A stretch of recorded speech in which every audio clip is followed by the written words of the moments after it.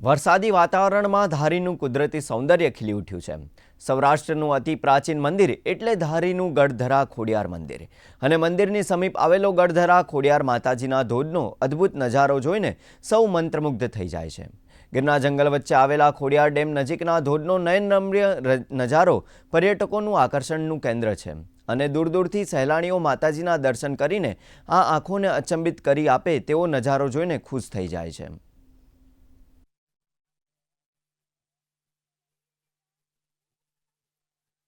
जो सरस मजानो नयनरम्य नजारो है जे मित्रों ने नेचर जोवानी इच्छा होय अने जेने आनंद आवतो होय एने धारी खोडियार डेम खोडियार माताजीना मंदिरना दर्शन थशे ने आटलो सरस मजानो आ फॉल जोवा मळशे। कुदरती सौंदर्यनी अंदर जे धारी गामनो जे फॉल छे ए कंईक अनेरो छे। खोडियार माना मंदिरनी एकदम ज नजीक बहु सरस सौंदर्य छे अने जोवा जेवुं छे।